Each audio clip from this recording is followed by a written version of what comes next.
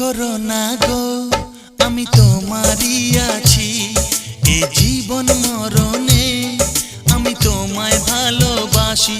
আমি তোমার ছায়া হয়ে রব তোমার পাশাপাশি।